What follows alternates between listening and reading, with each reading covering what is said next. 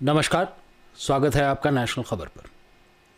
अभी अगर हम एक सरसरी निगाह डालें गुजरात में हुए इंतखाबात जो हो रहे थे वहाँ पर लोकल म्यूनिसिपल के, उस पर तो हमें एक बात साफ दिखाई देती है कि जो वोटर्स हैं उनके मन में एक ख्याल ज़रूर है, और वो ख्याल है कि कौन है ऐसा लीडर जो हिंदुस्तान को आगे ले जा सकता है। म्यूनिसिपल लेवल पे हिंदुस्तान के इलेक्शन, मैंने कुछ ज़्यादा बड़ी बात तो नहीं की है, इसलिए क्योंकि मैं इस सभी चीज़ों को आपको अब तफसील से समझाऊंगा कि मेरे कहने का मायना क्या है। पहली बात, इलेक्शन में अगर आप देखें तो एक ख़ास चीज़ जो दिखाई देती है वो ये है कि किसी न किसी तरीके से कांग्रेस पूरी तरह हाशिए पर चली गई है। कांग्रेस आज तक अपना वोट बैंक गुजरात में संभाल कर रखी हुई थी। मैं आपको बताऊं कि जिस वक्त कांग्रेस हार भी रही थी तो तकरीबन 38 से 40% वोट उसके खाते में आ रहे थे। इसलिए कांग्रेस हमेशा से जो है बहुत अच्छी टक्कर देने की स्थिति में रही, लेकिन कांग्रेस ने एक गलती की, हार्दिक पटेल को वहां का चीफ बनाना।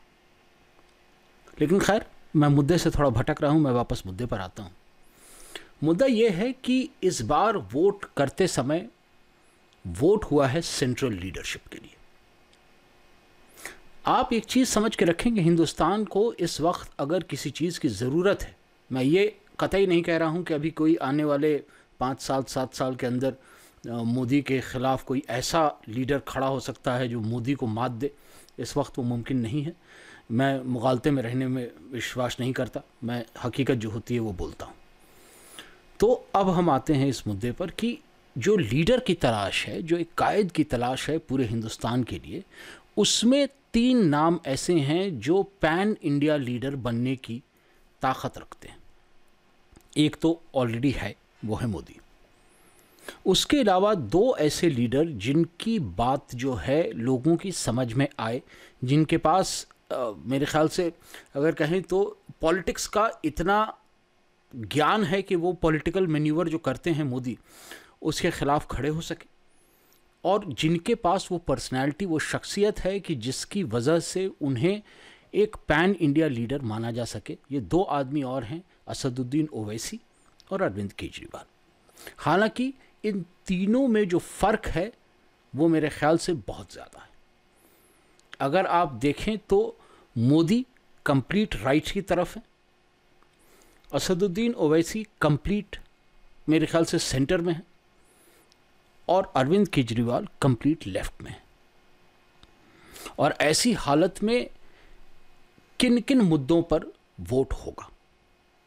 लेफ्ट, राइट, सेंटर, यानी कहने का मतलब नेशनलिज्म, सोशलिज्म या कम्युनिज्म। सेंटर को मैं सोशलिज्म मान के चलता हूं हिंदुस्तान में। हिंदुस्तान की जो सेंट्रल थ्योरी है वो है समाजवाद, क्योंकि हमारे यहाँ गरीबी की जो एक मयार है उसे आप इग्नोर नहीं कर सकते।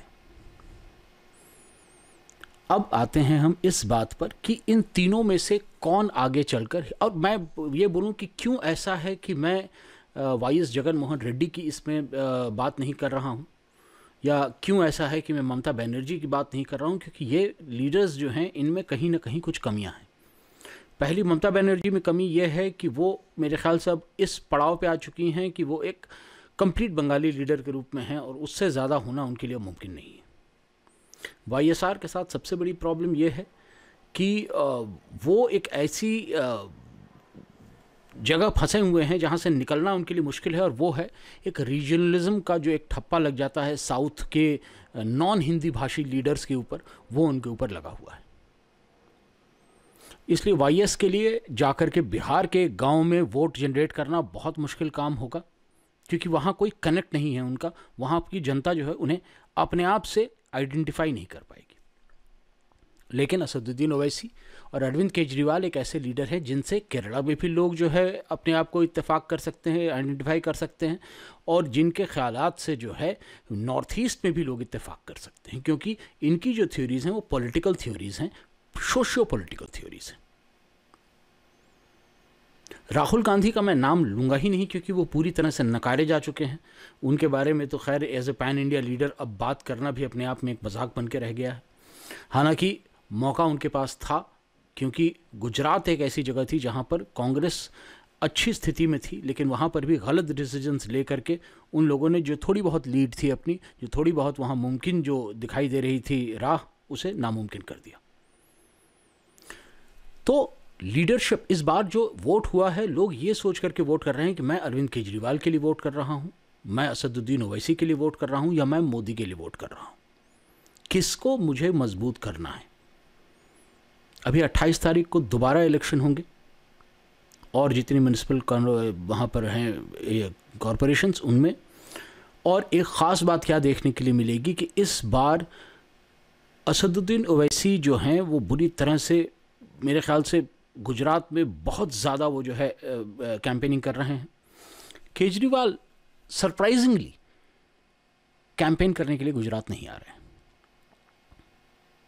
हालांकि ये बात भी सच है कि वो अपने स्टेट में तो बहुत ज़्यादा उनका ज़रूरत उनकी होती नहीं है, स्टेट में अधिकतर काम सिसोदिया करते हैं, लेकिन जब वो आते हैं गुजरात आकर ये कैंपेन करते हैं तो मेरे ख्याल से वो अपनी जो वो है शख्सियत है उसको और ज़्यादा बढ़ाते हैं। लेकिन अगर ऐसा नहीं हो पाता है तो क्या होगा, तो असदुद्दीन ओवैसी का जोर जो है वो और ज़्यादा चलेगा। तो इस वक्त आप कहीं भी चले जाएं, चाहे आप बंगाल जाएं, चाहे आप असम जाएं, चाहे आप गुजरात जाएं, हर जगह पर जो है लीडर की तलाश है। मुझे एक बात बहुत अजीब लगती है कि असदुद्दीन ओवैसी ने इस वक्त तक आसाम जाकर के वहाँ पर जो है अपना प्रेजेंस क्यों नहीं फील कराया। मैं ये नहीं कह रहा कि वहाँ से इलेक्शन के लिए खड़े होना, लेकिन वहाँ जाकर के मासस जो वहाँ जनता है वहाँ की, उसके साथ बात क्यों नहीं कर रहे। और एक ख़ास बात क्या है कि इन लोगों, इन तीनों चारों लोगों की अगर मैं बात करूं, चाहे वो मोदी हों, चाहे वो अरविंद केजरीवाल हों, चाहे असदुद्दीन ओवैसी हों, चाहे वो राहुल गांधी हों, इन लोगों को एक बात समझनी होगी कि जब तक जनता के सामने आप रोज़ नहीं आते हैं, उनकी छोटी बड़ी ज़रूरतों को आप नहीं समझते हैं, तब तक अगला वोट, अगली बार का उनका वोट आपके लिए आएगा, इसके लिए गारंटी मत रखिए। जनता अब समझ रही है और कायद की तलाश बहुत सीरियस है।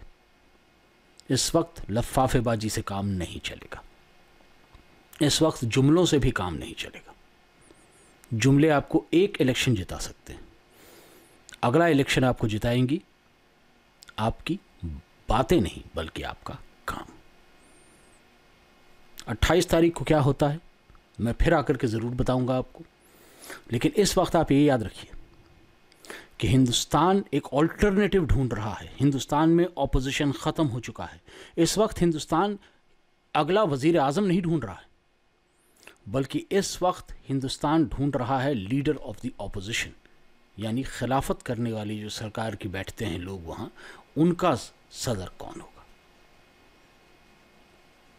तो इसी बात के साथ मैं अब रुकता हूँ। आपको मैं ख्याल दे करके जा रहा हूँ, आपको मैं सोचने के लिए मजबूर करके जा रहा हूँ, और जो भी सोचते हैं आप उसे कमेंट सेक्शन में ज़रूर लिख करके बताइएगा, क्योंकि तभी मुझ तक आपके ख्याल पहुँचते हैं। मैं यहाँ सिर्फ इसलिए नहीं बैठा कि मैं अपने ख्याल आपको बता सकूं, बल्कि आपके ख्याल भी मैं पढ़ता हूँ, बहुत ध्यान से देखता हूँ, और फिर उसके बाद जो है मैं अगला अपना जो है प्रोग्राम बनाता हूँ। तो सब्सक्राइब कर लें चैनल को, शेयर कर दें वीडियो को, और जुड़े रहें हमारे साथ। धन्यवाद।